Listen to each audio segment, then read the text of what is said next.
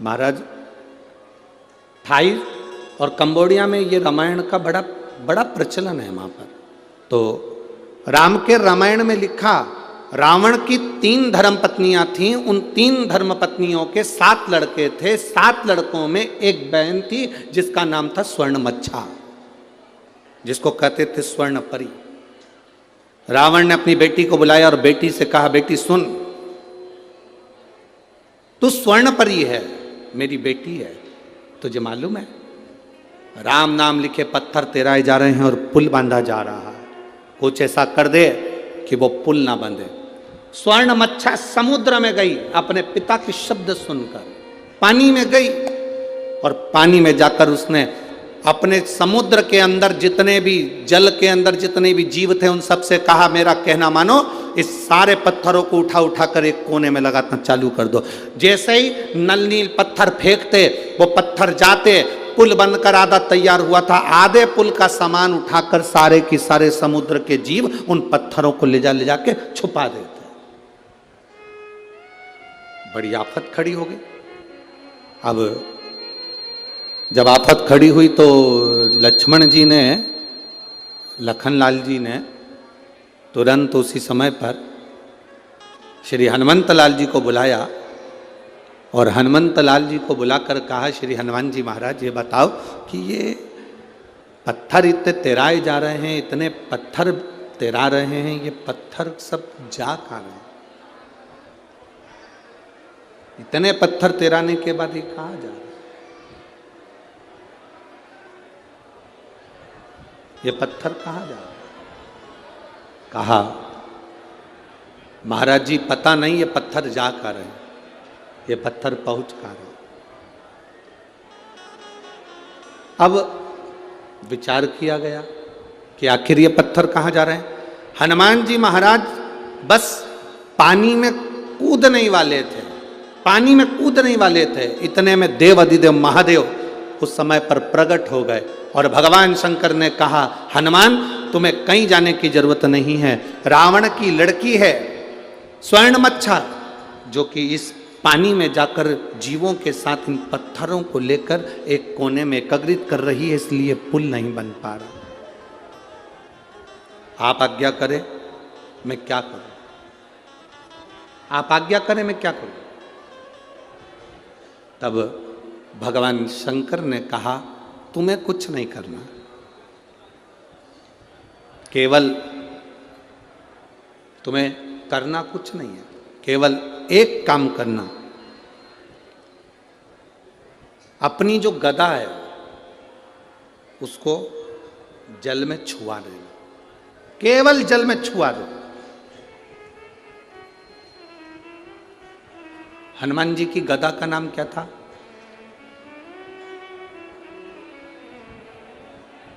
जल्दी बोलो, जल्दी, सब मिलकर बोलो जल्दी से। भाई अपन कहते हैं कि राम जी के हाथ में धनुष था, अर्जुन के हाथ में धनुष था, परशुराम जी के हाथ में फरसा था, सब शस्त्र का नाम है। तो हनुमान जी के हाथ में जो गदा थी उसका नाम क्या था?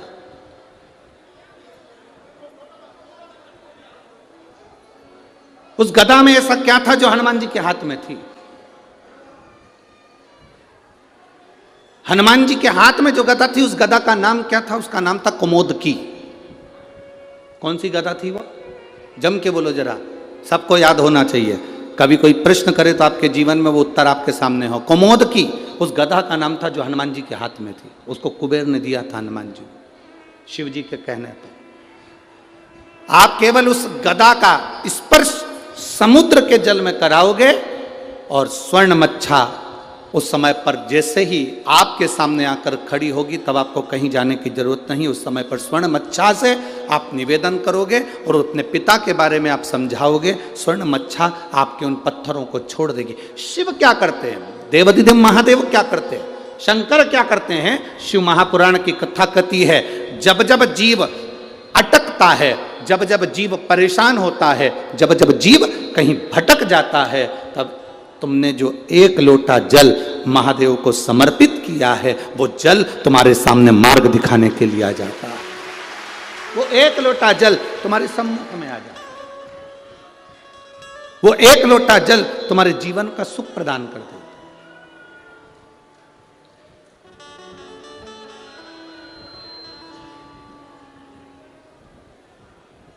महाराज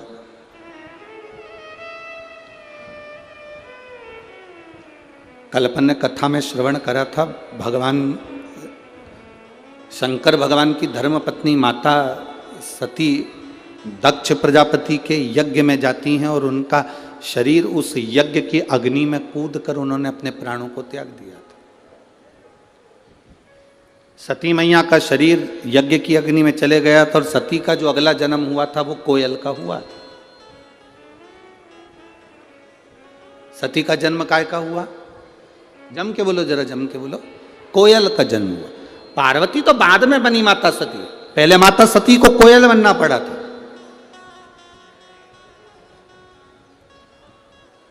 और कोयल बनकर माता सती घूमती रही, भ्रमण करती रही, भ्रमण करती रही।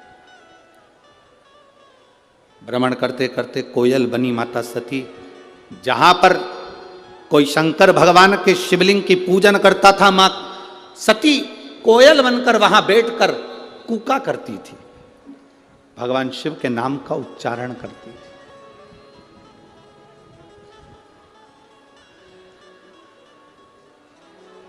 अब किसी ने एक प्रश्न किया, गुरुजी भगवान शंकर की पत्नी थी माता सती, तो उनको कोयल तो बनना नहीं था, वो कोयल क्यों बनी?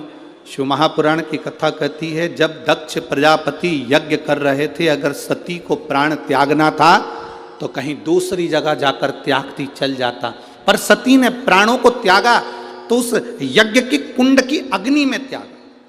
कोई साधु, कोई सन्यासी, कोई तपस्वी, कोई साधक, कोई उपासक, कोई संत, कोई ब्राह्मण, कोई गृहस्थी भी अगर कोई अच्छा कार्य कर रहा है, कोई तुम्हारे नगर में, तुम्हारे गांव में, तुम्हारे क्षेत्र में, तुम्हारे इस परिवार में कोई अच्छा काम कर रहा है, उसमें कभी अड़चन मत डालो। अगर अड़चन डालते हो तो अड़चन डालने वाला एक ना एक दिन पक्षी का जन्म पाता है।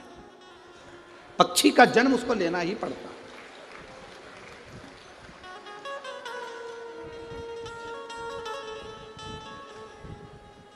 वो पक्षी का जन्म तो पाता ही है। जैसे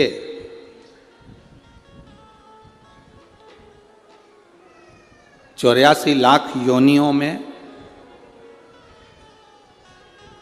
20 लाख योनि पेड़ पौधे की है। 84 लाख योनियों में 20 लाख योनि पेड़ पौधे की है। 20 लाख। अब वो 20 लाख योनि पेड़ पौधे की मिली, क्यों मिली? उसका कारण क्या था? किस कारण से मिली? केवल एक कारण था पेड़ पौधे की योनि पाने का, कि आप अपने आसपास में जितने वृक्ष लगे रहते हैं, जितने पेड़ पौधे लगे रहते हैं, जितने वृक्ष लगे रहते हैं, उन वृक्षों को आप काटते हो, तोड़ते हो, बेकार कर देते हो, तो वो वनस्पति का जो देवता है वो भी आपको वृक्ष बनने का, पौधा बनने का श्राप देता है। हमने एक बात पहले भी कथा में कही, अगर यहाँ भिंड की जीजियों ने सुनी होगी तो उनके स्मरण में होगा। बेलपत्री का पत्ता बेलपत्री के वृक्ष से तोड़ लो, उतार लो, मना नहीं है। तुलसी का दल तुलसी के पौधे से उतार लो, मना नहीं है। पीपल का पत्ता पीपल के वृक्ष से उतार लो, मना नहीं है।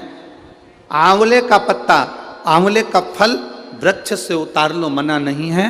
पर इतना शिव महापुराण की कथा कहती है कि बेलपत्री का वृक्ष की डाली नहीं टूटना चाहिए, आंवले के वृक्ष की डाली नहीं टूटना चाहिए, तुलसी के पौधे की डाली नहीं टूटना चाहिए।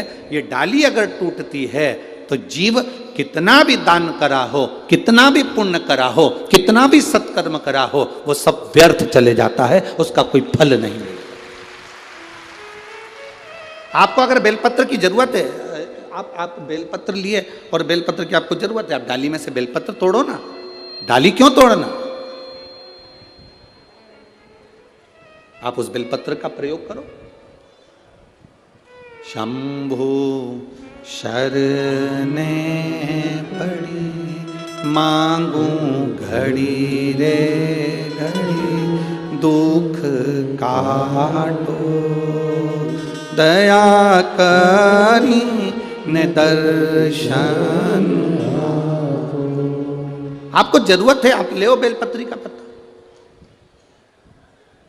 एक बेलपत्री के पत्ते में क्या औषधि है, जिस दिन आप जान जाओगे उस दिन बेलपत्री के पेड़ को कभी नहीं तोड़ोगे। हां, बेलपत्री का वृक्ष सूख गया, हरा नहीं रहा, पत्ते नहीं है, हरापन नहीं है, पूरा सूख गया।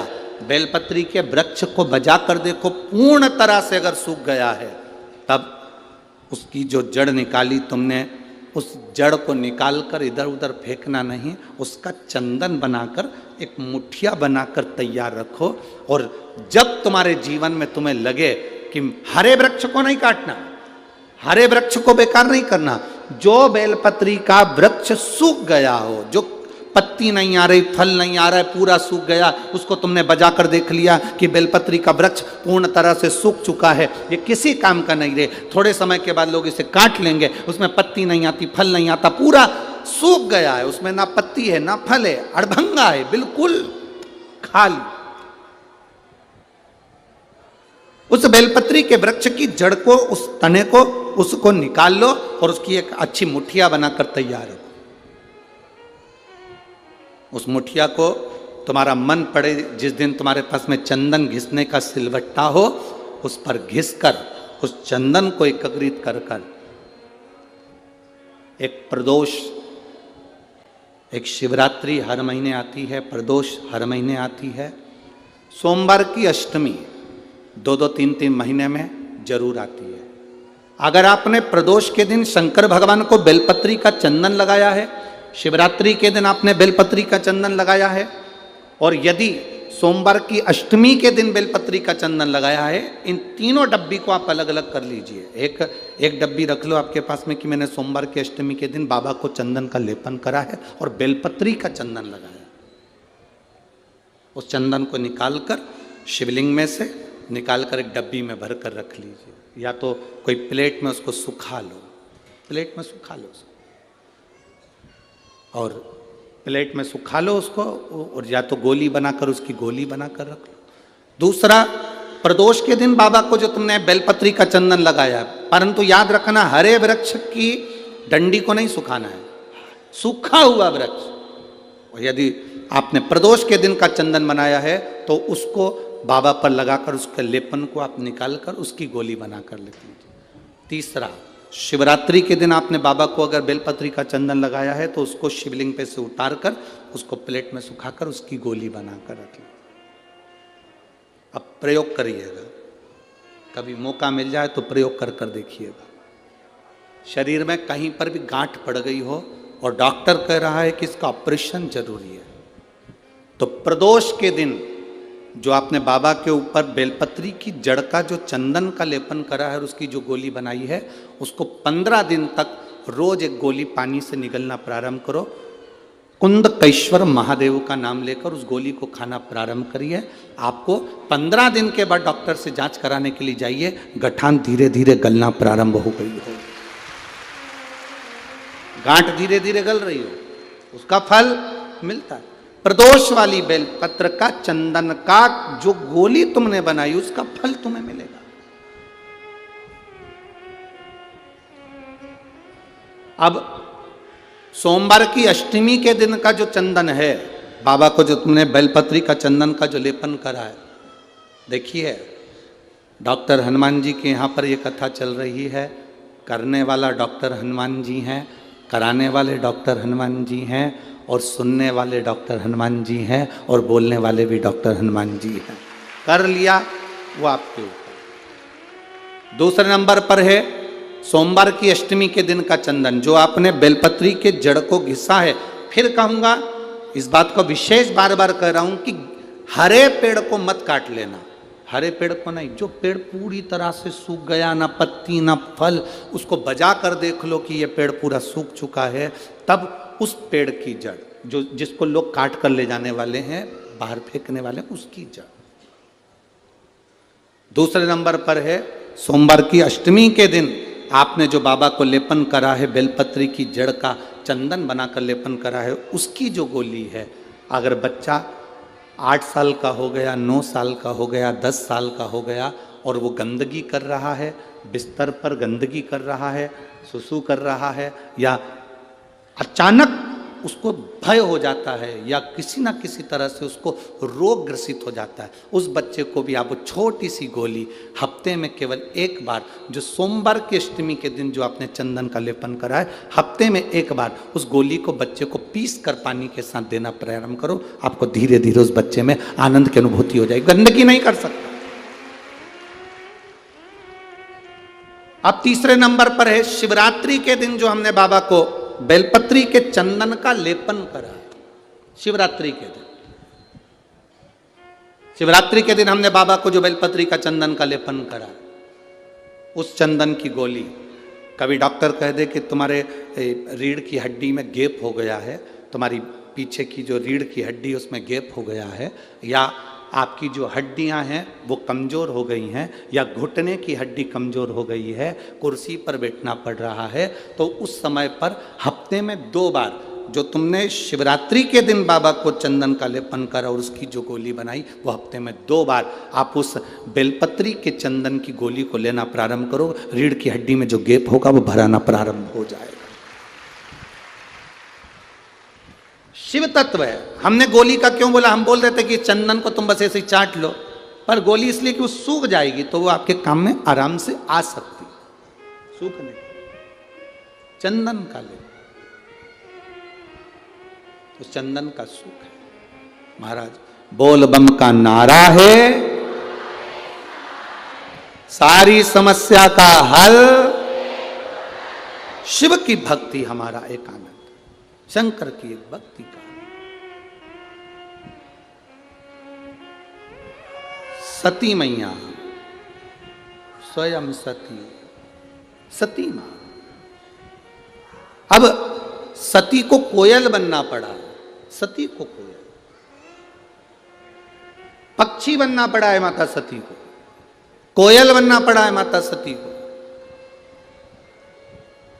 और सती कोयल बनी। अब कोई कहे कि गुरुजी क्या पक्षी भगवान शंकर का भजन करते हैं?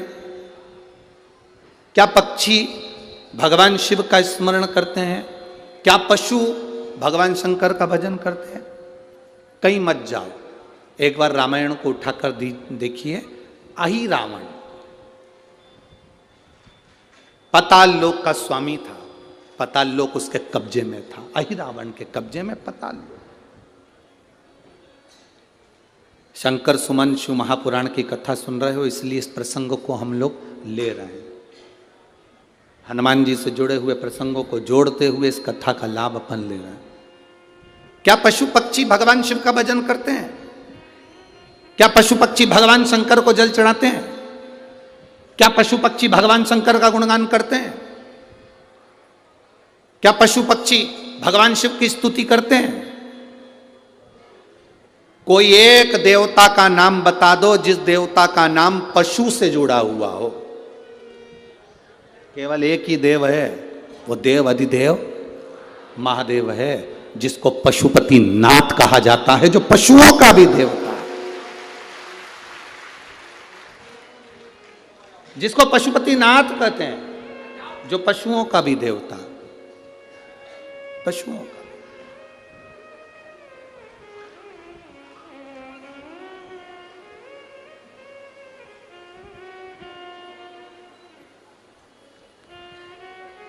किसी देवता को पशुओं का नाथ नहीं कहा गया, केवल एक देव, वो देव है देव अधिदेव महादेव, जिसको पशुओं का देवता कहा गया। अभी ये कथा जो ददरौआ धाम में चल रही है, 28 तारीख से चालू हुई, 2 तारीख तक चलेगी। 2 तारीख को यहाँ कथा विराम हो जाएगी, 5 तारीख को जलगांव महाराष्ट्र में प्रारंभ हो जाएगी। यहाँ जो कथा चल रही है वो 1 बजे से 4 बजे तक चल रही है। जलगांव में जो कथा चलेगी वो 2 बजे से 5 बजे तक चलेगी। आप जो जलगांव महाराष्ट्र की कथा सुनेंगे उसमें आप एक प्रसंग सुनेंगे, क्योंकि उस कथा का नाम है देव अधिदेव महादेव शिव महापुराण की कथा। उसमें हम एक प्रसंग सुनेंगे कि ऐसा कौन सा पशु ऐसा कौन सा पक्षी? संसार में जन्म लेने वाला कोई पशु हो, कोई पक्षी हो, वो शिव की स्तुति करता ही। इसका प्रमाण कहां है? तो हमारे यहाँ की रामचरितमानस में, हमारे संवादों में मिलता है इसका प्रमाण। अहिरावण पाताल लोक का स्वामी, अहिरावण पाताल लोक में रहता है और पाताल लोक में शंकर और देवी का उपासक है। माता रानी का उपासक शिव का उपासक है, शंकर और पार्वती का उपासक है अहिरावण। उसने पाताल में जल के अंदर एक शिवलिंग का निर्माण कर रखा।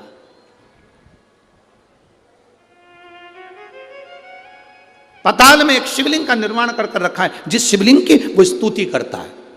अहिरावण, रावण, कंस, ऐसा संसार में जितने जितने जीव हुए, चाहे वो देवता हो, असुर हो, गंधर्व हो, मनुष्य हो, सबने शिव की स्तुति करी, सबने। अहिरावण शंकर के शिवलिंग की पूजन कर रहा है।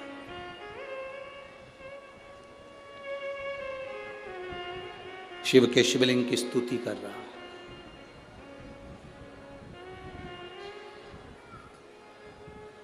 अब शंकर भगवान को वो जल चढ़ाता, दूध चढ़ाता, पूजन करता, अभिषेक करता, उठकर जाता। उठकर जाने के बाद अहिरावण के उस पाताल लोक में एक मछली बड़ी सी आती और वो मछली शिवलिंग के आसपास भ्रमण करती। शिवलिंग के आसपास वो मछली भ्रमण कर रही।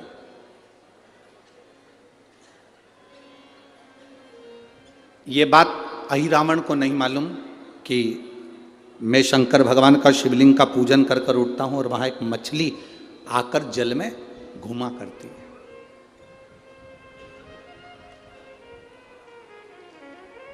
पूजन करते समय, तुलसी को जल चढ़ाते समय, अभिषेक पूजन करते समय, घर में आप पूजन कर रहे हैं उस समय पर तुलसी को जल चढ़ा रहे हो, उस समय पर पीपल की पूजन कर रहे हो, उस समय पर बेलपत्री का पूजन कर रहे हो, उस समय पर आंवले का पूजन कर रहे हो, उस समय पर या कोई पूजन भजन आप कर रहे हैं, उस समय पर दरवाजे पर अगर 3 सामने खड़े हो जाते हैं तो ये समझ लेना कि आपकी पूजा को भगवान ने स्वीकार कर लिया। कौन 3 है उसका स्मरण करिएगा। पहला, पूजन करते समय, भगवान की आराधना करते समय अंदर मंदिर में अपने घर में बैठकर आप भगवान निहला रहे हैं, भगवान की पूजन कर रहे हैं, अर्चना कर रहे हैं, सेवा कर रहे हैं, माला जाप कर रहे हैं, पूजन अर्चना कर रहे हैं, तुलसी को जल चढ़ा रहे हैं, उस समय पर 3 का दर्शन अगर आपको हो जाता है, आपके दरवाजे पर अगर आ जाते हैं तो आपका समझ लेना पूजा स्वीकार हो गया। पहले नंबर पर पूजन करते समय दरवाजे पर गौ माता आकर खड़ी हो जाए, समझ लो तुम्हारा पूजन सफल हो गया। आप पूजन कर रहे हैं अंदर से, गाय रंभा रही है, आप पूजन कर रहे हैं अंदर से, गौ माता गौमूत्र कर रही है, आप पूजन कर रहे हैं अंदर से, गौ माता गोबर कर रही है, आप पूजन कर रहे हैं अंदर से और गाय दरवाजे पर आकर खड़ी हो गई। तुम्हारी अर्चना में, तुम्हारी आराधना में, तुम्हारी साधना में गौ माता तुम्हारे सामने आकर खड़ी हो जाए। पूजन के समय पर अचानक आकर तुम्हारे द्वार पर, तुम तुलसी को जल चढ़ा रहे हो, तुम्हारे दरवाजे पर आ जाए। और मेरा विश्वास कहता है, यहाँ जितनी मेरी जीजियाँ बैठी हैं, यहाँ जितने मेरे जीजा बैठे हैं, ये मेरा विश्वास कहता है आपके साथ कभी ना कभी ये जरूर हुआ होगा, पूजन के समय पर गौ माता का दर्शन होता ही, ये मेरा विश्वास कहता है। और ये कब होता है? जिस दिन आपका चित्त, मन, वृत्ति भगवान में रमी हो। चाहे तुम राम जपो, हनुमान जपो, शिव जपो, तुम्हारी मर्जी पड़े वो जपो। तुम देवी की भी पूजन कर रहे हो, किसी की देवता की पूजन कर रहे हो, कुल देवता की पूजन कर रहे हो, दिल से कर रहे हो, तो ये 3 का अगर दर्शन हो जाए तो कार्य सफल है। पहला, जम के बोलो, गौ माता। दूसरे नंबर पर हमारे यहाँ हम पूजन में लगे हुए हैं, आराधना में लगे हुए हैं, भगवान की अविरल भक्ति में लगे हुए हैं, भगवान की पूजन, आराधना और भक्ति में हम तल्लीन हैं। और दूसरे नंबर पर उस पूजन करते समय पर तुम्हारे घर की बहन बेटी तुम्हारे दरवाजे पर आ जाए तो समझ लो पूजन सफल हुआ है। क्या बहन बेटी के आने से पूजन सफल हो सकता है?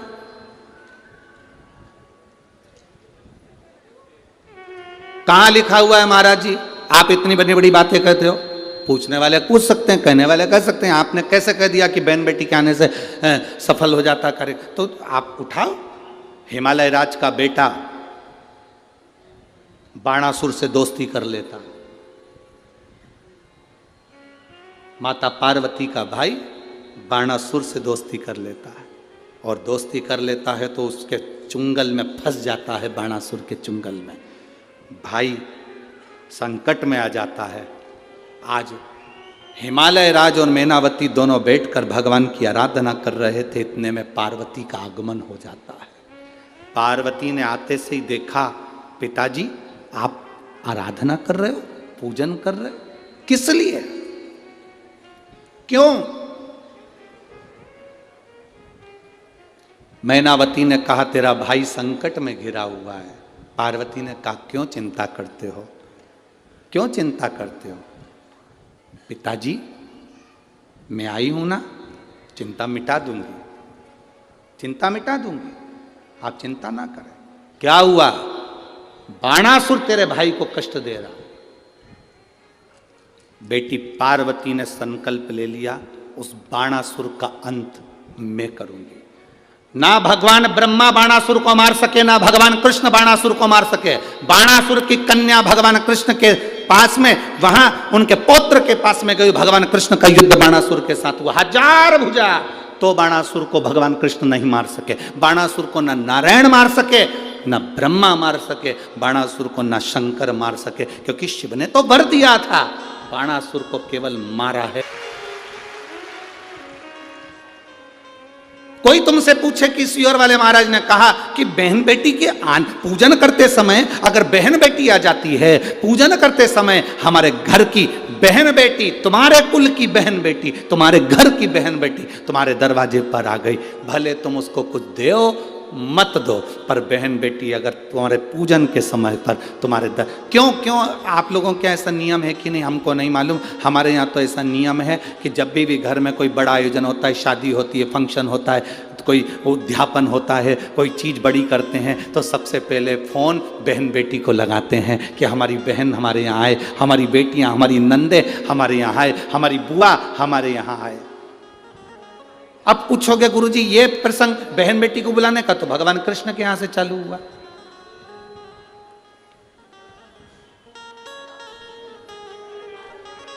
नंद बाबा की कितनी बहन थी? 2, नंदा सुनंदा। नंद बाबा की 2 बहन थी। एक बहन को मालूम पड़ा कि यशोदा जी को संतान होने वाली है, तो एक ने दूसरी से कहा भाभी को संतान होने वाली है, तू कब जाएगी? बहनों में बड़ा प्रेम रहता है। मायके जाने से पहले फोन पे बात कर लेती, तू कितनी तारीख को जाएगी? वो बोलती है कि मैं इतनी तारीख, तो मैं थोड़ा सा बाद में आ जाऊंगी, तू चली जाना फिर मैं आ जाऊंगी। ओ अब भाभी को कोई नहीं है संभालने वाला, तो जापा तो अपने को ही संभालना पड़ेगा, डिलीवरी तो अपने को ही देखना पड़ेगी। एक काम कर, 15 दिन पहले तू संभाल लेना, 15 दिन बाद मैं संभाल लूंगी। हाँ ठीक है। नंदा सुनंदा दोनों ने आपस में बात कर ली कि भाभी को संतान हो तो तू चल।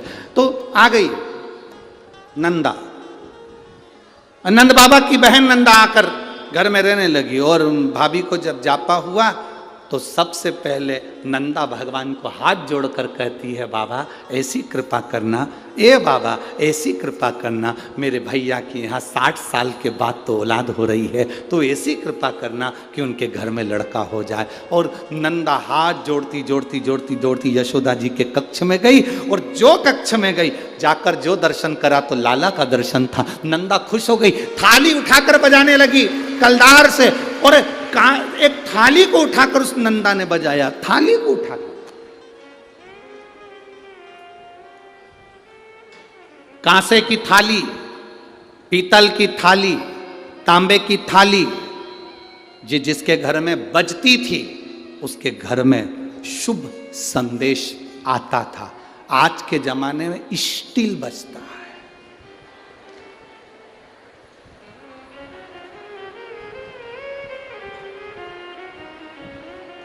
अब तो स्टील भी गया, प्लास्टिक,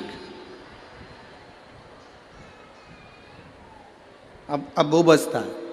जिसके घर में तांबे की थाली, पीतल की थाली, कांसे की थाली, इसलिए मंदिर में आप लोग, हम लोग तो क्या है, कहें आप लोग मंदिर जाते होगे तो मंदिर में जो घंटाल बंदे रहते हैं वो तांबा पीतल और उस कांसे के बंदे रहते हैं, उसको लकड़ी से बजाते हैं। क्यों बजाते हैं? उसका कारण क्या है? उसका कारण क्या है? जितने लोग आरती में सम्मिलित होते हैं, तांबा पीतल कांसा मंदिर में इसलिए बजाया जाता है, जितने लोग आरती में आए हैं इनके घर में खुशियां प्रवेश कर जाए, इनके घर में भी आनंद की अनुभूति हो जाए। अब आजकल के ज़माने में तांबा पीतल कांसा बजाते नहीं हैं। आज के ज़माने में तो जरा सी देर में बस बच्चा हुआ है, सूचना मिल गई, बैंड बाजा बजवा दो, ढोल नगाड़े बजा। नंदा ने थाली बजाई थी और फिर आवाज आई थी, नंद घर आनंद, नंद घर आनंद भयो। फिर आवाज आई, दादा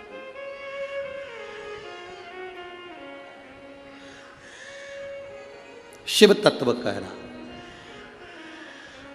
पूजन करते समय, भजन करते समय, स्मरण करते समय, आराधना करते समय, भगवान को भजन करते समय, तुलसी को जल चढ़ाते समय, अगर ये 3 का आना तुम्हारे दरवाजे पर हो जाए, समझ लो तुम्हारा पूजन सार्थक हो गया, तुम्हारा भजन सार्थक हो गया। भजन सार्थक।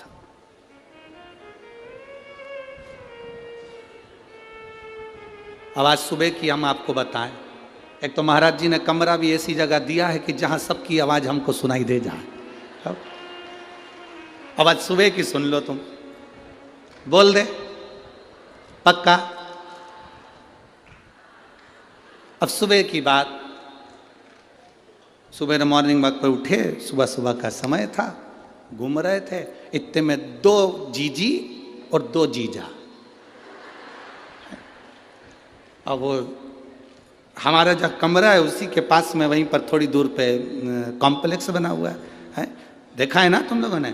हाँ, तो 2 ही जीजी जीजा उसे बोली, अरे बाप पानी तो आ ही नहीं रहा। इतना में जीजा बोला, थोड़ी देर में नल चालू हो जाएगा, तुम चिंता मत करो। अब अंदर कौन बैठा है? ददरउआ धाम श्री हनुमान जी महाराज। अब इनने तो जीजा से कहा था, अब इनको क्या मालूम था कि अंदर भी एक जीजा है, वो साधारण थोड़ी ना। अब इनकी टंकी का तो नल खुड़ गया, उसने ऊपर का चालू कर दिया, धड़ धड़ धड़ धड़ धड़। सवेरे 5:30 बजे की घटना, और जो पानी गिरना चालू हुआ, जो पानी, इतने में दोनों जीजी जीजा से बोली, ये कहां से आ गया? अब ये उन जीजा से बोल रही थी, वो मालूम पड़े वो भीतर वाले ने, उसने टंकी का नल खोल दिया। जो पानी गिरना चालू हुआ, थोड़ी देर का आया, 15-20 मिनट पर जीजी हो नहाली, और जीजा होन भी नहान हुआ के कंगी पाटी पाड़ के, हम उधर घूम के उधर आए तो चिल्ला के बोले, श्री शिवाय।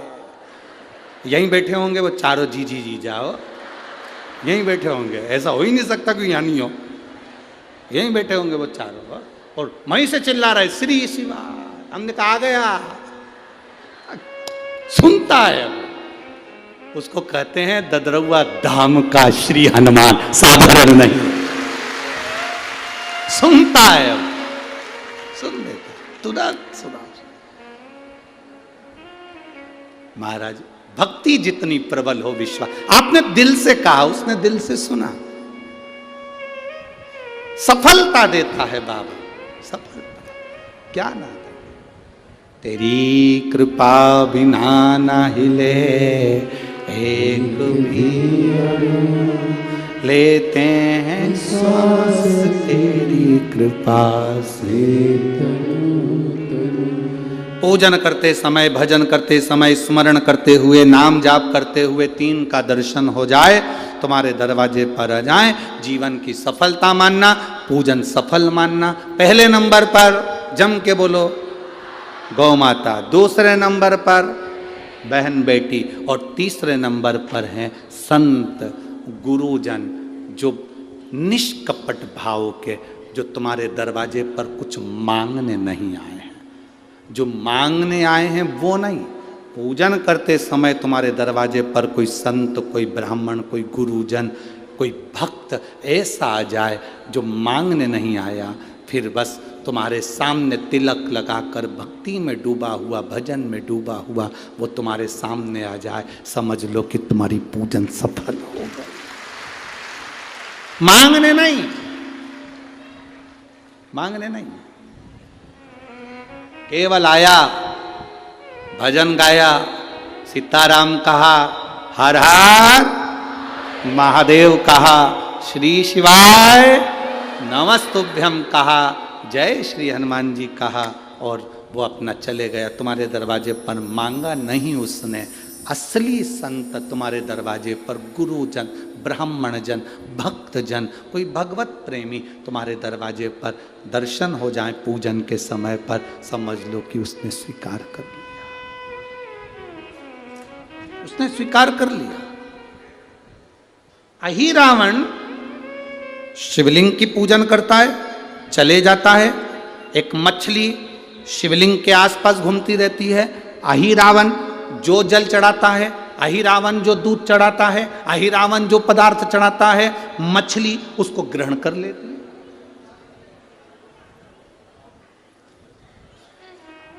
माता सती कोयल बनकर शिव की आराधना कर रही है। एक मछली शिवलिंग के आसपास घूमकर पाताल लोक में शंकर की आराधना कर रही है। एक मछली।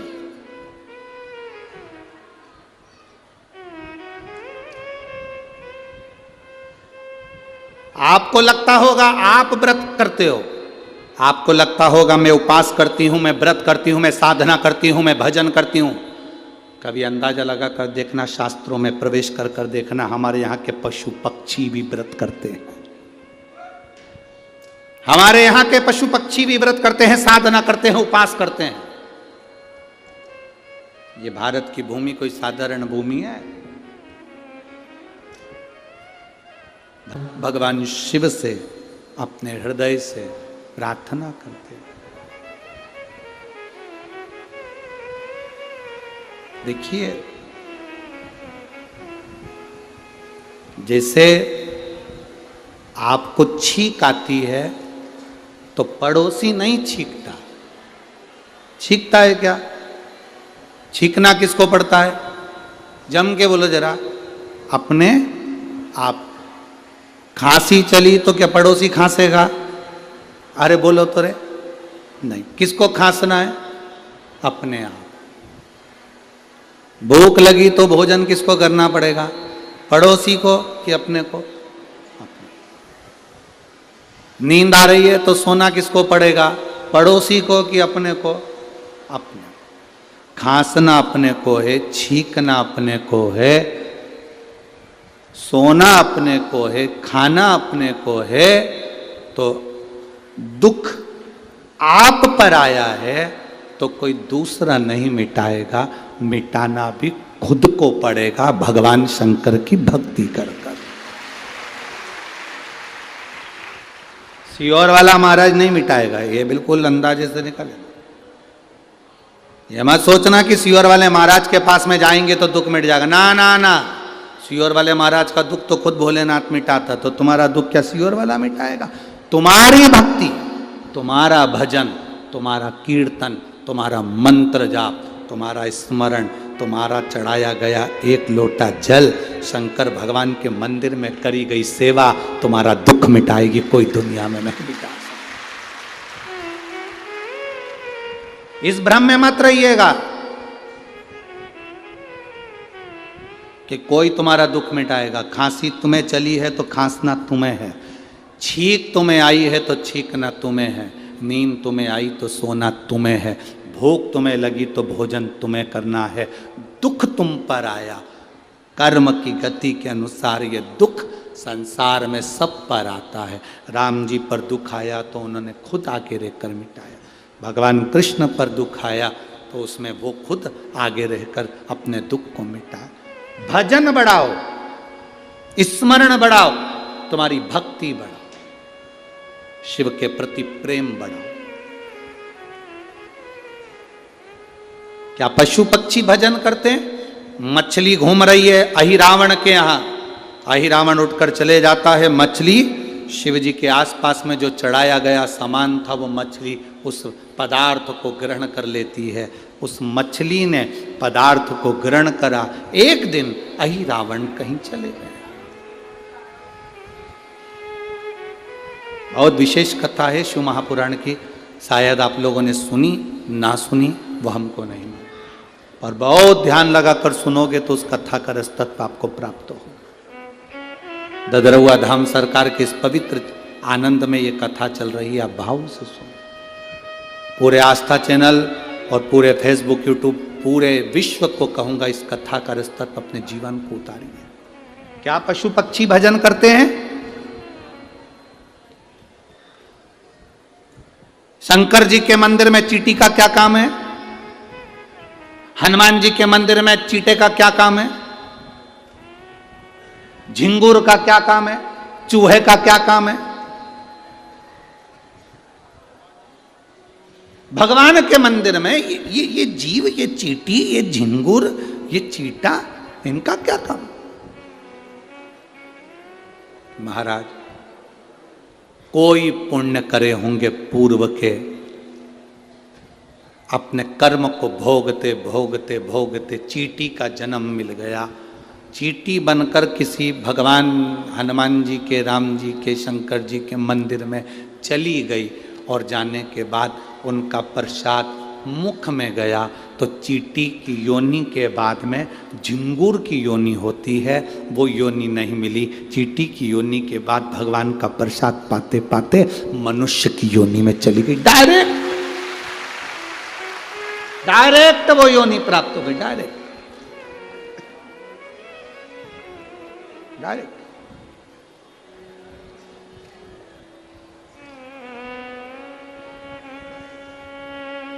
भटकना छोड़ दो। मछली ने, अहिरावण कहीं चले गया, मछली शंकर जी पर चढ़ा हुआ पदार्थ कैसे पावे? मछली का संकल्प था शिव जी के चढ़े हुए प्रसाद को ही वो ग्रहण करती है, शंकर पर चढ़े हुए अभिषेक के जल को ही वो ग्रहण करती है। अब मछली तड़पने लगी। 12 दिन हो गए, 15 दिन हो गए, 20 दिन हो गए, शंकर का कोई प्रसाद नहीं।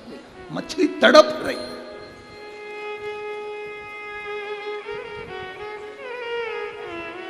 आपको केवल आपकी चिंता है, आपको केवल आपकी चिंता है, मेरे विश्वनाथ को पूरे विश्व की चिंता है। मेरे विश्वनाथ को पूरे विश्व की चिंता है। हमने पहले कथा में कहा, आज फिर कह रहे हैं, कोई देर से बनता है, कोई जल्दी बनता है, पर महादेव को जल चढ़ाने वाला एक दिन सेठ जरूर बनता है। उसको शंकर भगवान के चढ़े हुए जल का आचमन करा है, वो खाली नहीं जाएगा। शंकर भगवान पर बेलपत्र चढ़ाइए, वो खाली नहीं जाएगा। आप ददरौआ धाम आए हैं, बालाजी का दर्शन करें, हनुमान जी का दर्शन करें, वो खाली नहीं जाएगा।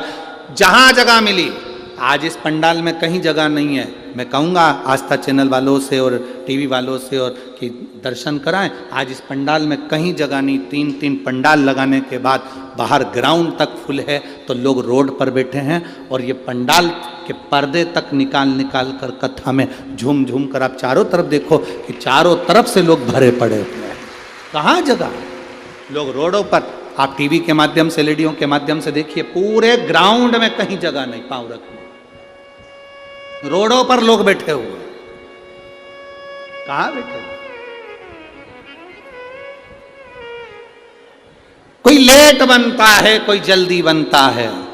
महादेव को जल चढ़ाने वाला एक दिन सेठ जरूर बनता है।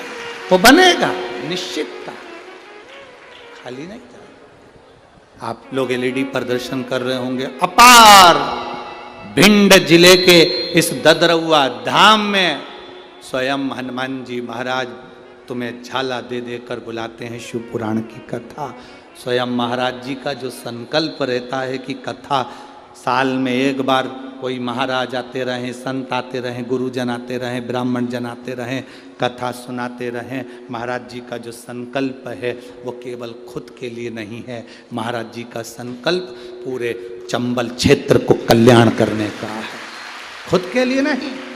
संपूर्ण चंबल क्षेत्र का कल्याण हो, संपूर्ण चंबल क्षेत्र का उद्धार।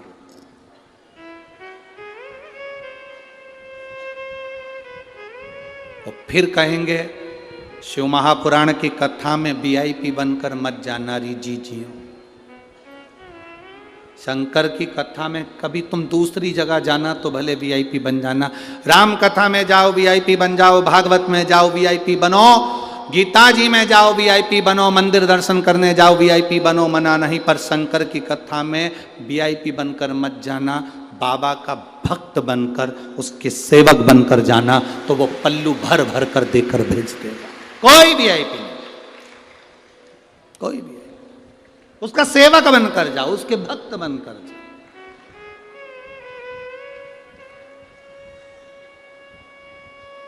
फिर क्या करेगा वो?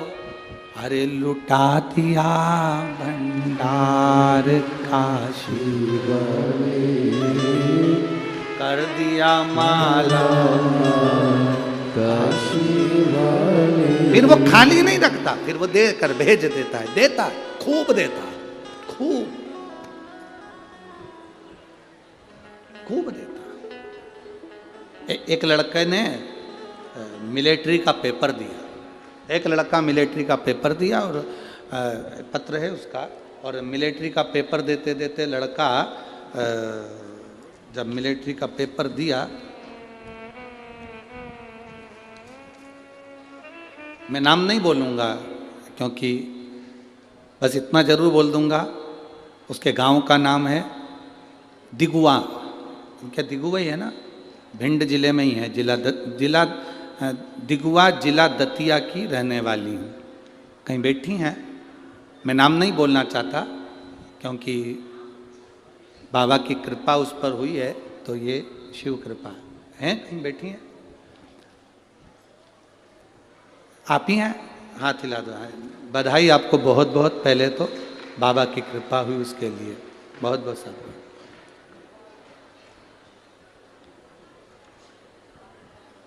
पत्र दिखाओ पर नाम ना दिखाओ, ठीक है? आए उसके लिए साधुवाद। एक बार फिर से हाथ हिला दो जी जी, बहुत बहुत साधुवाद।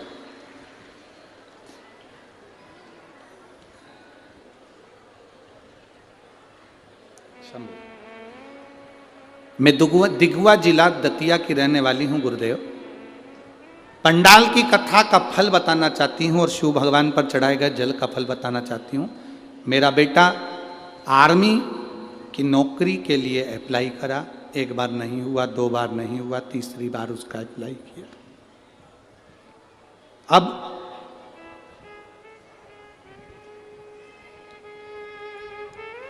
एक मिनट में निकल गया, मेडिकल में निकलना था पर उसके शरीर में एक रोग था, उसकी छाती का जो बैलेंस था उस रोग के अंतर्गत वो बराबर नहीं था, उसको एक गठान थी। अब गठान थी तो उसका ऑपरेशन होना था और ऑपरेशन वाले को उसमें सफलता नहीं मिलती आर्मी के अंतर्गत। अब करें क्या? गुरुदेव, मैंने मेरे बेटे से कहा कि तू शिवजी पर जल चढ़ाया कर, वो सब समस्या का हल निकाल सकता है। बाबा 15 दिन बचे थे और मेडिकल होना था और जांच होना थी, पर बाबा की कृपा का मैं क्या गुणगान करूं। मेरे बेटे ने कहा मैं बाबा पर भरोसा रखा हूं, माँ मेरा ऑपरेशन करा दे, गठान निकलवा दे। ऑपरेशन कराया अहमदाबाद में, गठान निकलवा दे। 15 दिन में गठान निकलने के बाद घाव कैसे सूखे? 15 दिन में मेडिकल होना, कैसे घाव सूख सकता है? पर बेटे ने कहा माँ अगर ऑपरेशन कराया है और सफल हो गया तो 15 दिन में घाव भी सूखेगा।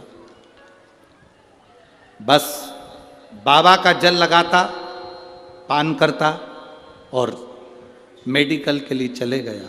उसको मालूम था कि मेरी नौकरी नहीं लगेगी क्योंकि मेरा ऑपरेशन का शरीर है, नौकरी कैसे लग सकती है, वो भी आर्मी में, बहुत कठिन।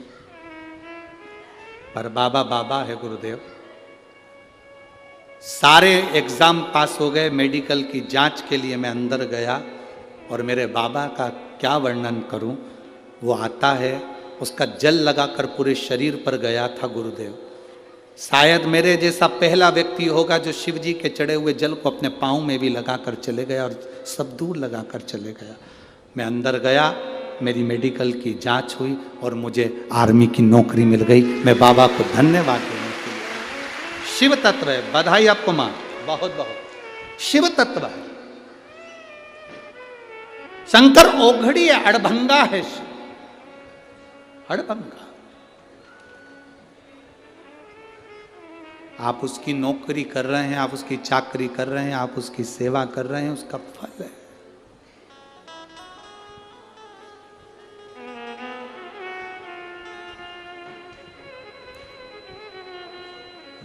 मेरे भोले तेरा सहारा है,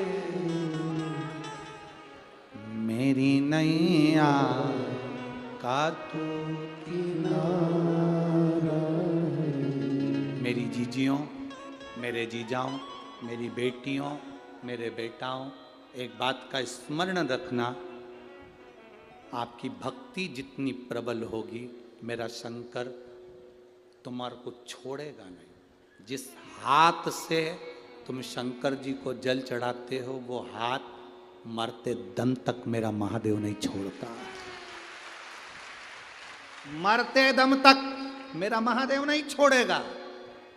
शंकर पर जल चढ़ाया हुआ हाथ मेरा महादेव पकड़ लेता, पकड़ता। मछली ने संकल्प ले लिया कि मैं चढ़ा हुआ जल ही, जो शिव जी पर चढ़ाया गया जो जल है, शंकर पर अभिषेक का जो पदार्थ है, शिव जी पे चढ़ाया गया अभिषेक की जो सामग्री, वो लेते हैं, अभिषेक की। अब मछली नियम ले रही है। अहिरावण के जाने के, अहिरावण चले गया, 15 दिन तक अहिरावण नहीं आया, मछली तड़प रही है। मछली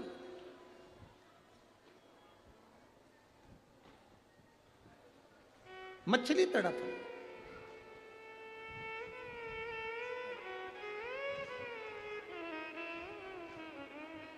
मछली, अब मछली का तड़फन, मछली का तड़फना, तड़प।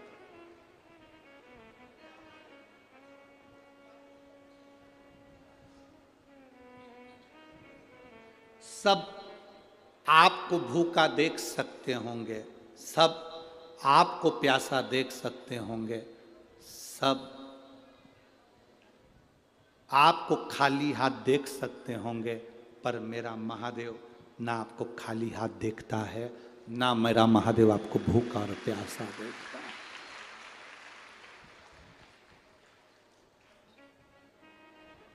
शिव महापुराण की कथा में शंकर स्वयं अविरल है, अविरल। शिव शिव है, ओघड़ी ओघड़ी है। मछली तड़प रही थी। अब शंकर जी का चढ़ा हुआ पदार्थ उसको मिल नहीं रहा था। उसने नियम ले रखा था, मैं शंकर के अभिषेक का ही पदार्थ लूंगी, शिव जी का ही प्रसाद लूंगी, शंकर का। जब कोई संत, साधु, गुरुजन, जीव जंतु, मनुष्य जो संकल्प लेता है, वो संकल्प पूरा करने वाला कोई दूसरा नहीं होता। पूरा करने वाला देवाधिदेव महादेव स्वयं पूरा करता है। महाराज जी संकल्प लेते हैं कि साल में एक बार ऐसा बड़ा आयोजन इस चंबल क्षेत्र में हो। महाराज जी का तो संकल्प रहता है, अपने शिष्यों को सूचना कर देते हैं, ये बड़ा आयोजन हो रहा है, समझ जाओ, तैयारी करो सारा। महाराज जी ने तो प्रशासन को सूचना दी, सबको सूचना दी, सबके पास सूचना दी। इन सब के पास सूचना देने से पहले मेरा विश्वास मेरे महाराज जी के चरणों में है। महाराज जी आप सबसे कहने से पहले ददरउआ हनुमान जी से कहते होंगे कि बाबा ये कार्यक्रम है। उनसे कहते होंगे कि ये कार्यक्रम है और बड़ा आयोजन है, संभालना है आपको, कोई दूसरा नहीं। कौन संभाले? ए मेरी जीजियों, तुम्हारे घर का आयोजन होता है ना, तो तुम्हारा देवर संभाल लेता है, जेठ संभाल लेता है, बेटा संभाल लेता है, भाई संभाल लेता है। संत का कौन सा देवर है? संत का कौन सा जेठ है? संत का कौन सा ससुरा है? संत का तो केवल एक ही है, सीताराम सीताराम सीताराम सीताराम सीताराम सीताराम सीताराम। जब कोई समस्या आती है, संत उसी समय माला पकड़ कर बैठ जाते, सीताराम सीताराम। अब इनको टेंशन नहीं है, टेंशन किसको? राम जी सीता जी से बोले, जा वो 1000 गौशाला की गौशाला बनी है, वहां भंडारा चल रहा है, सीता तू अन्नपूर्णा संभाल ले, मैं कथा संभाल लूंगा।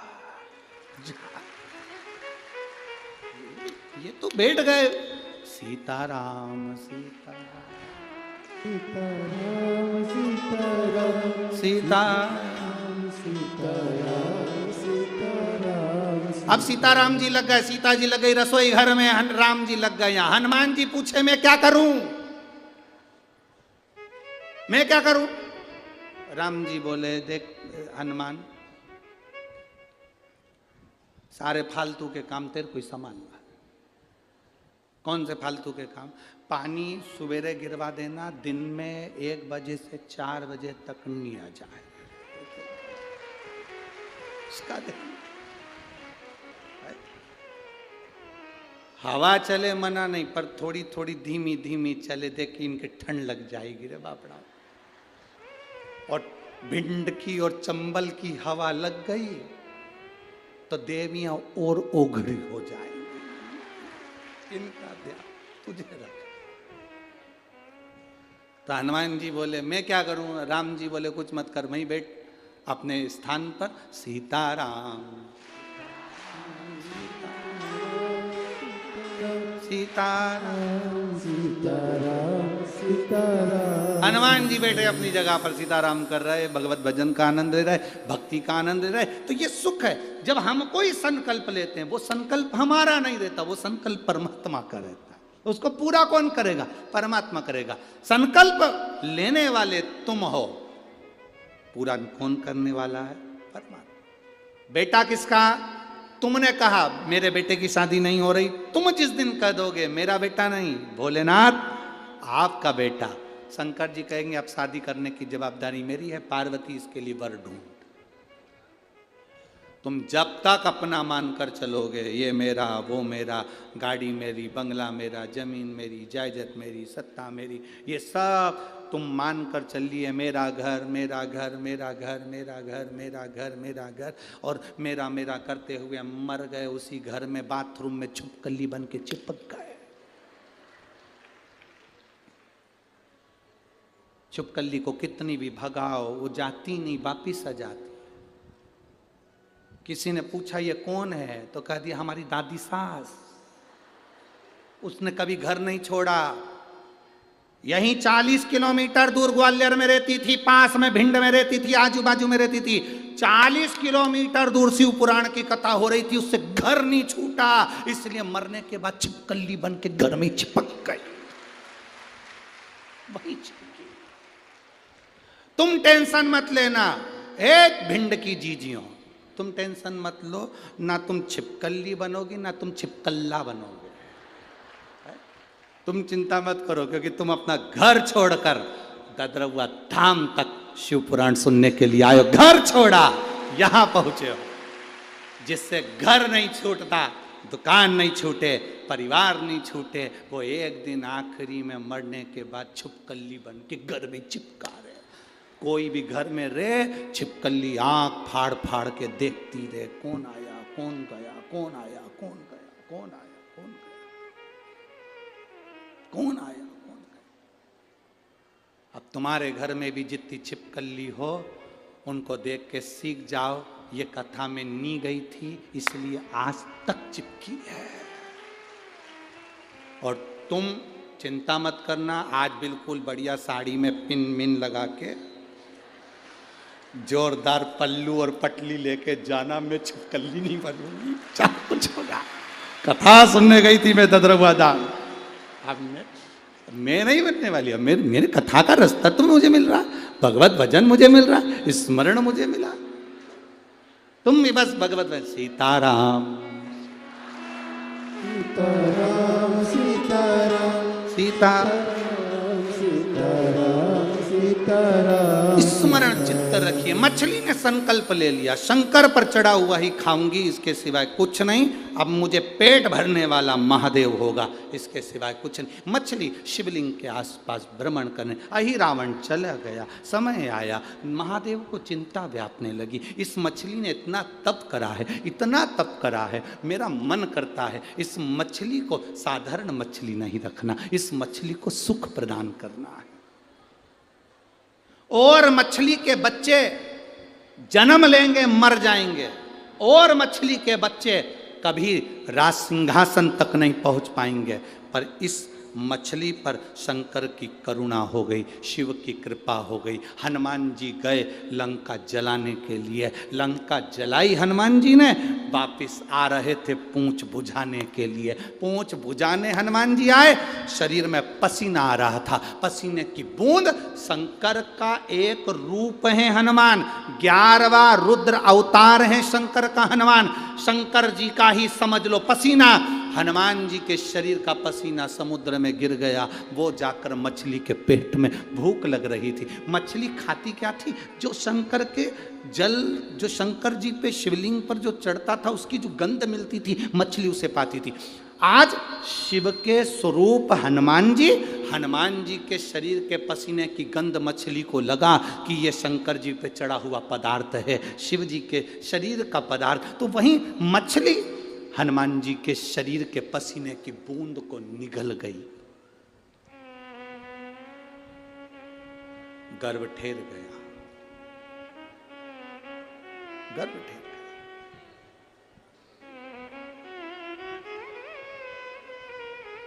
अब आप सबने कथा आगे की तो सुनी है ना। एक बेटा जन्म लिया, अहि रावण आ गए, मछली पकड़ी गई, अहि रावण के सामने मछली का पेट फाड़ा गया। एक बेटे ने जन्म लिया, मकरध्वज, एक बेटे ने जन्म लिया। छोटे से बेटे को अहि रावण के पास लाया गया। ये बच्चा है, मछली के उदर में से निकला है, क्या करना है? बड़ा करो इसको, पाल पोस के बड़ा करा। नीचे का भाग उस बच्चे का मछली का था और ऊपर का भाग बंदर का था, मकरध्वज। मकरध्वज नीचे से मछली का भाग था, ऊपर से बंदर का भाग था। दरवाजे का द्वारपाल बना दिया।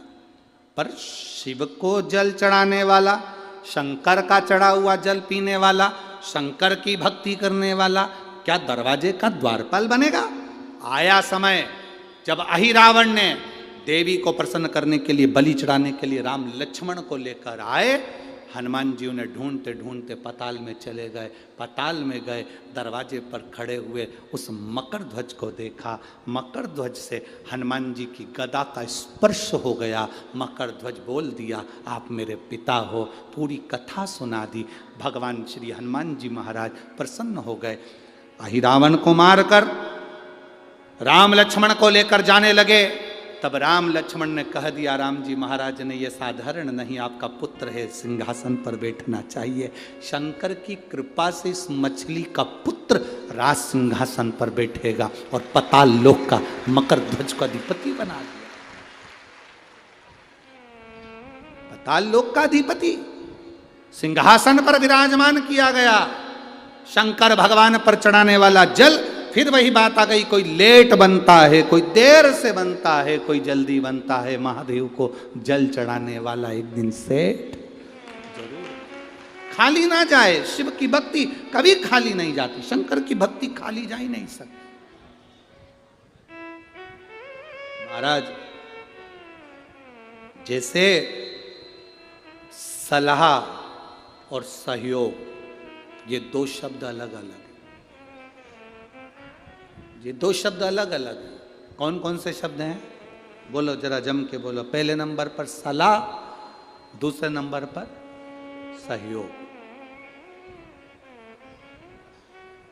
सलाह और सहयोग ये दो शब्द अलग अलग हैं।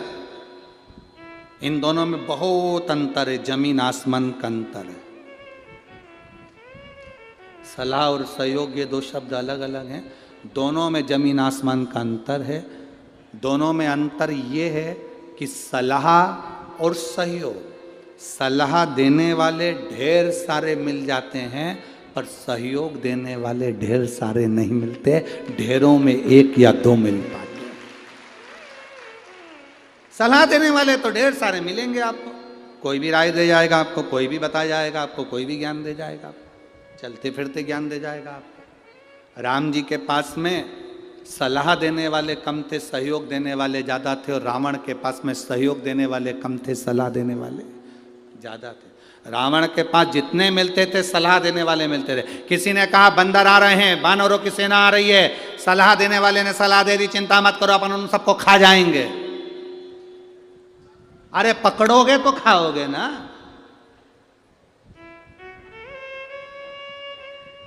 जब वो पकड़ाई में नहीं आएंगे तो खाओगे क्या? खाक। सलाह और सहयोग में अंतर है, जमीन आसमान का अंतर है। सलाह देने वाले ढेर मिलेंगे। आप बैठे हो, आपका हाथ दुख रहा है, आप किसी से कह दो साहब मेरा हाथ दुख रहा है, पट्टा मान लो, एक्सरसाइज करो, हाथ से थोड़ा सा यूं करो, उंगली को ऐसे ऐसे हिलाओ, हाथ ऊंचा करो, नीचा करो, ऐसा करो, वैसा करो। सलाह देने वाले इतने मिल जाएंगे, पर कोई से कह दो साहब मेरा हाथ दुख रहा है, मुझे सहयोग करो। क्या सहयोग करना है? मेरा बैग उठाकर बस स्टैंड तक ले चलो, एक नहीं मिलेगा। ओ भाई हमसे तो नहीं उठे, हमारा तो खुद हाथ दुख रहा। तो अभी तो सलाह दे रहे थे, सलाह देने वाले ढेर मिल जाएंगे, एक से बढ़कर एक सलाह देते हैं लोग, बहुत जोरदार जोरदार देते हैं। सलाह देने वालों की कमी है क्या? रावण को सलाह देने वाले ढेर सारे थे, सेना आ रही है घबराओ मती, सब अपन नोच नोच कर खा जाएंगे। बंदरों की सेना ऐसी तो अपन खाते रहें। राम जी के पास में सलाह वाले नहीं थे, सहयोग वाले थे। रावण के पास में सहयोग वाले नहीं थे, सलाह वाले थे। और आज के ज़माने में पूरी दुनिया में सलाह देने वाले ढेर सारे मिल जाएंगे। सुबह से मोबाइल चालू करो, लोग सलाह देना चालू कर देंगे। आपका दिन शुभ हो, मंगलमय हो, ये करना वो करना, ऐसे करना वैसे करना, ये करो वो करो, ढेर। तुम जब मोबाइल खोलोगे तब कहीं ना कहीं का मिल जाएगा, ये से काम करना, ऐसा करना, झाड़ू यहाँ रख देना, ने तिल्ली वहाँ रख देना, ने ये यहाँ रख देना, ने वो वहाँ रख, ढेर सारे मिलेंगे, पर सहयोग करने वाला कोई नहीं मिलेगा। रावण के पास में सलाह देने वाले थे, पर मेरे राम जी के पास में सहयोग करने वाले थे। बोलते कुछ नहीं थे, काम पूरा कर जाते थे। बोलते कुछ नहीं थे, काम पूरा कर जाते थे। वो सहयोगी होना चाहिए, वो सहयोगी हो तो समझो जीवन की सार्थकता। यदि सहयोगी नहीं तो जीवन की सार्थकता नहीं। सहयोग देने वाले चाहिए महाराज, तब तो श्रेष्ठता है। भाव से, दिल से आप किसी को सहयोग करो, ये सुंदरता है। ददरुआ धाम की पवित्र भूमि पर आप कथा सुनने के लिए आ रहे हो, बन सके अपनी जिंदगी में आप किसी का पानी पिला रहे हो, मुंह झूठा करा रहे हो, किसी को बिस्कुट खिला रहे हो, किसी को भोजन करा रहे हो, किसी को कुछ सहयोग कर रहे हो। इतनी बड़ी भोजनशाला ददरुआ धाम में जो भंडारा भोजन चल रहा है, इतनी बड़ी भोजनशाला सारी दुनिया में कहीं नहीं चलती जो ददरुआ धाम में चल रही है।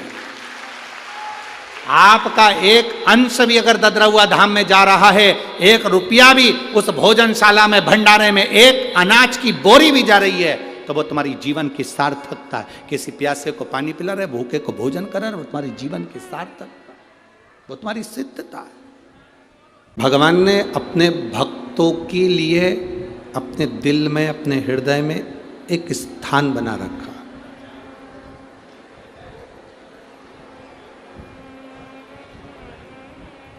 उस स्थान में जितने संत, साधु, गुरुजन जो भी जाते हैं, वो भगवान के दिल में निवास करते हैं।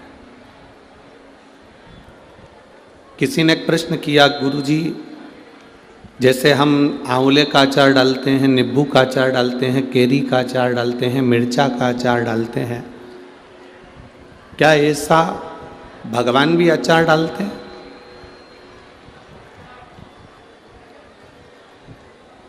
क्या भगवान के पास में भी अचार डालने का कोई नियम है?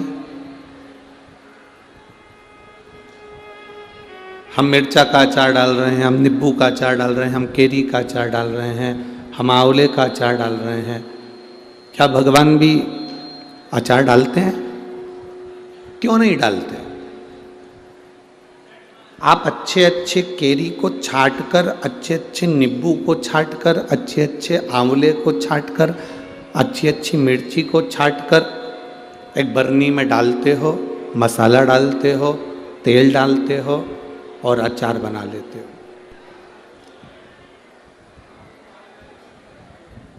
अचार हर किसी के आगे परोसते नहीं हो। जो तुम्हारा प्रिय है उसकी थाली में तुम अचार दे देते हो, वो अचार खाता है। कोई चाट रहा है, किसी को मसाला अच्छा लगता है, किसी को फाँक अच्छी लगती है, किसी को अचार का तेल अच्छा लगता है, वो चाट रहा है। जैसे अचार की बरनी में अचार को भरा जाता है और वो अचार संभाल कर रखा जाता है और किसी किसी को दिया जाता है, उसी तरह मेरे भोलेनाथ, मेरे नारायण, मेरे ब्रह्मदेव, मेरे राम, मेरे कृष्ण ने अपने हृदय में, अपने दिल में एक बरनी ऐसी रखी है जिसमें भक्तों को, संतों को, साधुओं को प्राण छोड़ने के बाद जब वो जाते हैं उनको उस बरनी में रख लेते हैं। उस बरनी में रख, अचार की बरनी में रखते हैं, अपने दिल की बरनी में रखते हैं और जब जरूरत पड़ती है तब वो अचार दिया जाता है। और अचार की एक फाँक निकाल कर फेंकी जाती है, दी जाती है, फिर वो अचार लोग चाटना चालू करते हैं। इस भिंड जिले में,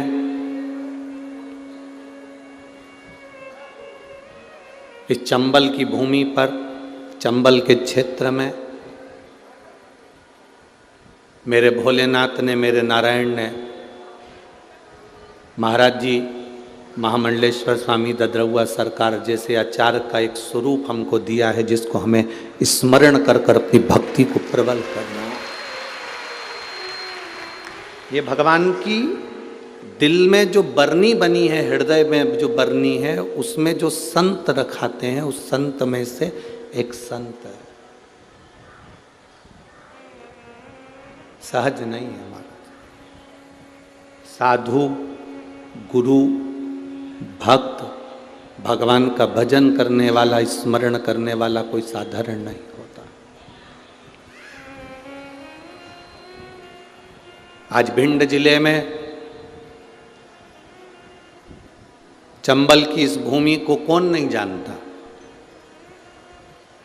आप इतना कह दीजिए कि हम चंबल से आए हैं तो आधे तो वैसे ही घबरा जाते हैं।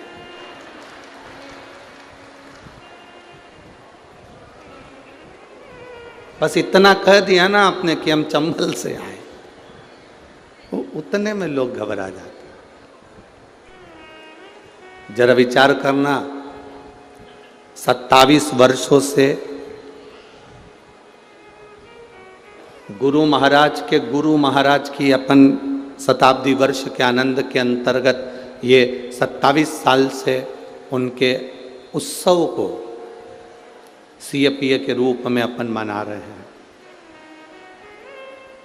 27 साल से तो ये मना रहे हैं, और उसके पहले जब गुरुजी यहाँ रहे होंगे, स्वामी जी संत महात्मा यहाँ रहे होंगे और उन्होंने जो बालाजी की, श्री हनुमंत लाल जी की सेवा करी होगी, सीताराम सरकार की सेवा करी होगी, तो विचार करिएगा इस संपूर्ण चंबल की भूमि में जब चारों तरफ लोग भय से होंगे, तब एक संत इस भूमि पर बैठकर जब हनुमान जी और राम जी की तप साधना करता होगा तो ये भूमि कितनी पवित्र होगी।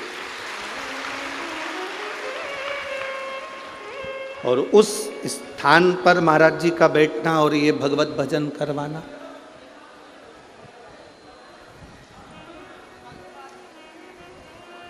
आपको शायद मालूम नहीं है कथा करवाने में कितना टेंशन रहता है, कितनी चिंता रहती है। एक कथा करवाने में कितनी चिंता रहती है, कितना टेंशन रहता है। इतने भगत आएंगे, किसी को कोई परेशानी नहीं होना चाहिए। इतने भगत आएंगे, भोजन करेंगे। इतने भगत आएंगे, इनको रुकाना पड़ेगा। इतने भगत आएंगे, इनके लिए व्यवस्था करना पड़ेगा। कितनी व्यवस्था करना पड़ती। कोई भगवान का जो प्रिय होता है, जो भगवान का अति स्नेही होता है, अति प्रिय होता है, वही संत के रूप में जन्म लेता है और ये सारी व्यवस्थाएं करवाकर जीव मानस का कल्याण करता। वो सहजता नहीं है महाराज, सहजता नहीं है।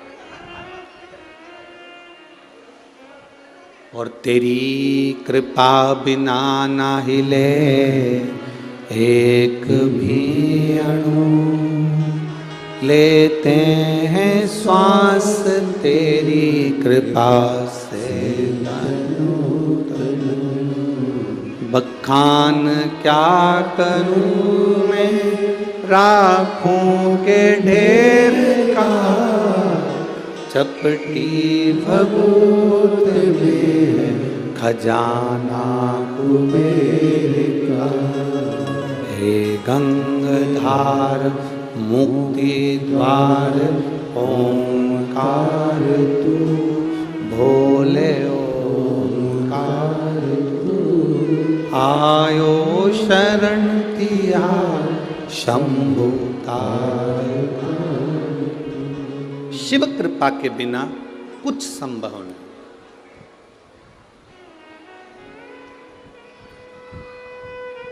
अगर राम नाम लिखे पत्थर तेराए जा रहे हैं, राम जी महाराज को लगा कि यह समुद्र पार कैसे उतरा जाए, तो सेतु बांधा गया। भगवान शंकर की शिवलिंग की पूजन करी गई और पूजन करने के बाद उससे निर्णय निकला, पूजन से निर्णय निकला। आप शंकर भगवान को एक लोटा जल चढ़ाने के लिए जाते हो, प्रतिदिन जाते हो, तो तुम्हारे को कुछ ना कुछ निर्णय मेरा भोलेनाथ जरूर देता। शिव को जल चढ़ाने का निर्णय संसार के लोगों को जरूर मिल। एक पत्र आया, हम ज़्यादा पत्र आज पढ़े नहीं क्योंकि थोड़ा भीड़ था, इसलिए पत्र नहीं पढ़ पाए, पर 2 पत्र हमने पढ़े हैं। उन 2 पत्रों में एक पत्र किसी ने लिखा है, उन्होंने अखबार का फोटो भी यहाँ लगाया। ज़्यादा पत्र तो आज हम पढ़े नहीं हैं।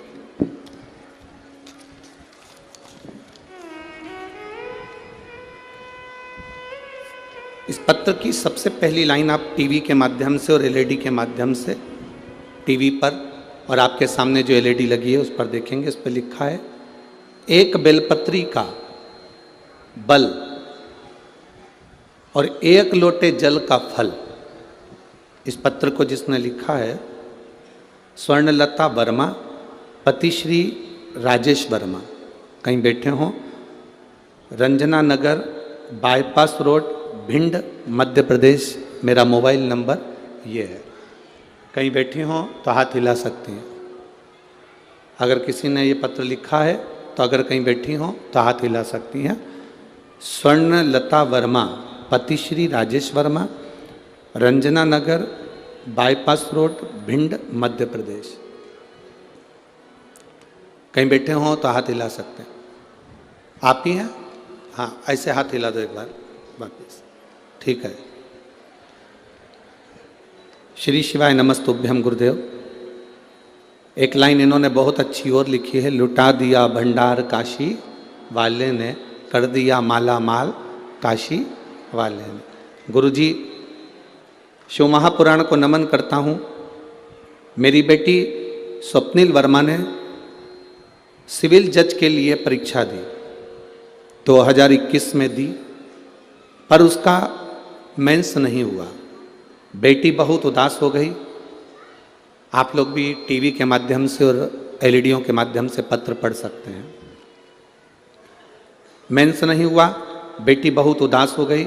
मैंने उससे कहा कि बाबा पर भरोसा कर, अब तू एक काम कर, 1 लोटा जल और बेलपत्री शहद लगाकर बाबा को समर्पित करना प्रारंभ कर। गुरुजी, दुनिया के लोग हंसते होंगे कि बेलपत्री पर शहद लगाने से कोई फल मिलता है क्या? इस दौरान मैंने उससे बाबा से प्रार्थना करी, बाबा को नमन करा, कुबेरेश्वर महादेव का स्मरण करा। कथा पंडाल में बैठकर कथा श्रवण करी। दुनिया के लोग कहते हैं गुरुजी पंडाल में बैठकर कथा सुनने का फल क्या होता है? कोई मुझसे पूछे कि मैंने कथा सुनी अग्रवाल धर्मशाला में जाकर सीहोर में, और पशुपतिनाथ का व्रत किया। बाबा का क्या बखान करूं गुरुदेव। मेरी बेटी ने पुनः फिर परीक्षा दी और 18 फरवरी शिवरात्रि के दिन बिटिया का रिजल्ट आ गया और मेरी बेटी 25 सितंबर को जज बन गई और उसको पोस्टिंग मिल गई। मैं बाबा को यहाँ नमन करने आया हूँ। आज मेरी बेटी जज बनी है और वो शिव की कृपा से, श्री हनुमंत लाल जी की कृपा से, बाबा की कृपा से बनी है। मैं बहुत बहुत नमन करता हूँ। एक बार हाथ हिला दीजिए। श्री शिवाय नमस्तुभ्यम। बधाई आपको बहुत बहुत, आपकी बिटिया को जज बनने की बधाई हो। बैठिए। शिव तत्व किसको कहते हैं? एक लोटा जल भगवान की भक्ति का गुणगान, भगवत भजन खाली नहीं जाता। आप श्री ददरुआ धाम आते हैं, श्री बालाजी के दर्शन करते हैं, श्री हनुमंत लाल जी के दर्शन करते हैं, वहाँ प्रणाम करते हैं, नमन करते हैं, वो खाली नहीं जा सकता। इस पवित्र भूमि पर बैठकर आप भगवत भजन कर रहे हैं, वो खाली नहीं जा सकता। इतने संतों का आपको दर्शन हो रहा है, इतने गुरुजन का, इतने ब्राह्मण जन का आपको दर्शन हो रहा है, ये खाली नहीं जा सकता। कोई खाली नहीं। ए मेरी भिंड की जीजियों और मेरे जीजाओं, भले आपका बैग छोटा हो, आपका झोला छोटा हो, आपका पल्लू छोटा हो, पर मेरा महादेव बहुत मोटा है, देने में कमी नहीं रखता है। वो देता है तो इतना देता है। देवता देते हैं पल्ला झाड़ के, और महादेव देता है छप्पर फाड़ के। वो सहजता में नहीं देता, वो देता है तो ऐसा देता है कि उसमें तुम्हारी भक्ति बस मूल है, तुम्हारा विश्वास मूल है।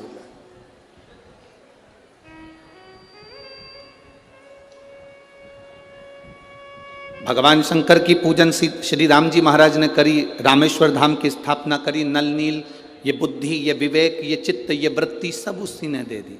कहाँ दौड़ रहे हो? तुम्हारे पास में नल नील ऐसे बानर हैं जो राम नाम लिख के छोड़ेंगे, पत्थर का स्पर्श करेंगे और पत्थर तैर जाएंगे। तुम्हारे पास में वो बानर हैं जिनका स्पर्श करते से पत्थर तैर जाएगा। अब जरा विचार करना है आपको और हमको शंकर सुमन शिव महापुराण कथा का।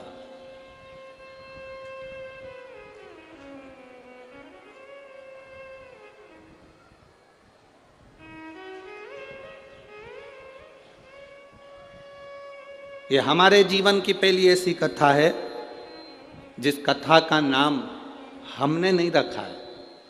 ये हमारे जीवन की पहली कथा है जिसका नाम ददरुआ सरकार ने रखा है, शंकर सुमन शिव महापुराण। अपनी जीवन की पहली कथा है। हमेशा कथा का नाम हम देते थे, पर अब की बार हम समीर को बोले, आशीष जी को बोले, जो सरकार कहेंगे वो कथा का नाम। तो कि उनका मन है चंबल क्षेत्र में शंकर सुमन हो, बाबा के नाम से हो, हनुमान जी के नाम से हो। हमने कहा जो सरकार ने लिख दिया, सील ठप्पा लग गया, वो कथा बाबा हनुमान जी महाराज खुद बाचेंगे। अपने को नहीं बाचना है, वो खुद आके बाचेगा। ददरुआ धाम वाला श्री बालाजी महाराज, श्री हनुमान जी खुद बाचेंगे, अपने को नहीं बाचे।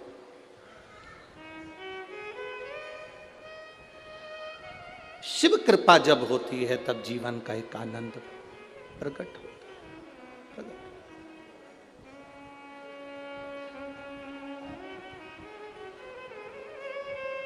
उनकी कृपा बिना कुछ नहीं। तुम्हारे पास में ऐसे बानर हैं जो राम नाम लिखकर छोड़ेंगे, पत्थर का स्पर्श कर कर छोड़ेंगे और पत्थर तैर जाएगा। तुम्हारे पास में है। शंकर जी ने श्री राम जी से कहा, अब मेरी पूजन करे और मार्ग बता दिया भोलेनाथ जी। भोलेनाथ जी करते क्या है? मार्ग बताते। शिव करते क्या है? केवल मार्ग बता देते हैं कि आपको किस मार्ग पर चलना है, आपको कैसे फल मिल सकता है, आप कैसे सफल हो सकते हो, ये शिव बता सकते हैं।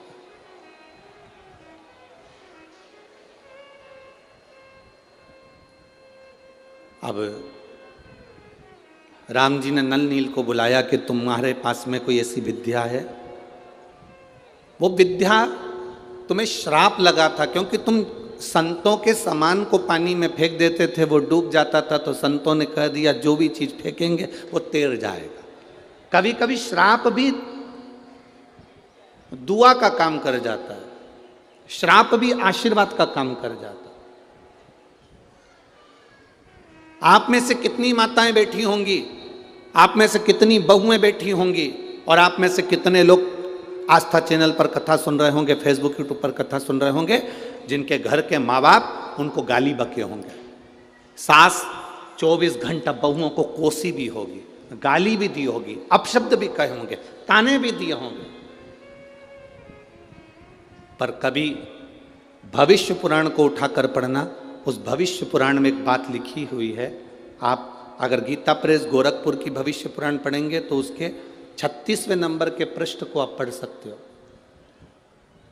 भविष्य पुराण के अंतर्गत वर्णन किया, घर के बुजुर्ग, घर की माता, घर के पिता अगर क्रोध में आकर अपने बच्चे को, अपनी बहू को, अपने बेटे को, अपने पोते को, अपनी पोती को गाली भी दे देते हैं, अपशब्द भी कह देते हैं, तो घर के बुजुर्ग के मुख से निकली हुई गाली भी आशीर्वाद का काम कर जाती है और उसका कल्याण कर देती है। अब आप में से कई ऐसे भी होंगे, अगर सास ने गाली बक की तो तुम पलट कर गाली बक दिए, उसने अपशब्द कहा, तुमने अपशब्द कह दिया। जरा विचार करिए, द्रौपदी के सोते हुए 5 पुत्रों का वध कर दिया था अश्वत्थामा ने, और द्रौपदी के सोते हुए 5 पुत्रों का वध जब अश्वत्थामा ने करा तो भीम ने पकड़कर द्रौपदी के सामने अश्वत्थामा को खड़ा कर दिया, और भीम ने द्रौपदी के हाथ में तलवार देकर कहा, ले द्रौपदी इस अश्वत्थामा का सिर काट दे। द्रौपदी इस अश्वत्थामा का सिर काट दे। द्रौपदी कहती नहीं, नहीं, मैं अश्वत्थामा का सिर नहीं काट सकती। द्रौपदी, इसने तेरे पुत्रों को मारा, तू इसको मार दे। द्रौपदी हंसकर बोली, स्वामी इसने मेरे बेटे को मारा तो क्या मैं इसको मार दूंगी? कोई कुत्ता, कोई श्वान हमको काटेगा तो हम क्या कुत्ते को काट लेंगे? इधर होता है क्या ऐसा? जम के तो बोलो। नहीं, कुत्ता हमें काटेगा तो हम कुत्ते को नहीं काटते, सांप हमें काटेगा तो हम सांप को नहीं काटते। जब कुत्ता हमें काटा तो हम कुत्ते को नहीं काटते, सांप हमें काटे तो हम सांप को नहीं काटते, बल्कि हम उपचार कराते हैं, इंजेक्शन लगवाते हैं, दवाई गोली लेते हैं, पर हम उसे काटते नहीं हैं। उसी तरह जब घर के बड़े, सास हो, ससुर हो, बड़े हो घर के, वो तुम्हें अपशब्द कहें, गाली दें, आड़ा टेढ़ा कहें, तो हम पलटकर क्यों गाली दें, हम पलट के क्यों जवाब दें? तो ये तो वही हाल हो गया ना कि कुत्ता हमें काटा और हम कुत्ते को काट गए, सांप हमें काटा और हम सांप को काट गए। ना ना, शिव महापुराण की कथा कहती है ये सब दूर हटो। अगर तुम्हारे घर के बुजुर्गों ने तुम्हें अपशब्द कहा, तुम्हारे घर के बड़ों ने तुम्हें अपशब्द कहा, तुम्हारे घर के बुजुर्गों ने तुम्हें ताना दे दिया, आड़ा टेढ़ा कह दिया, गाली दे दी, अपशब्द कह दिया, कोई बात नहीं। घर के बुजुर्गों की गाली भी, अपशब्द भी कभी कभी हमारे जीवन को मार्ग बना देती है। ये नल नील के साथ हुआ। नल नील को श्राप दे दिया संतों ने। हम तुम्हें श्राप देते हैं, छोटे छोटे से नल नील संतों का सामान उठाकर पटक देते थे, संतों का सामान पानी में डाल देते थे, उनके पलंग, उनके गादी, तकिया, जो भी सामान होता था, उनका कुशा वगैरह सब पानी में डाल देते थे। तो संतों ने श्राप दे दिया, तुम जो चीज पानी में डालोगे वो तैरेगी, वो डूबेगी नहीं। अब उनका श्राप आशीर्वाद हो गया, राम जी के लिए उनका श्राप आशीर्वाद हो गया। और आशीर्वाद यह हो गया कि वो राम नाम लिखे पत्थर फेंके गए और वो तैरने लगे।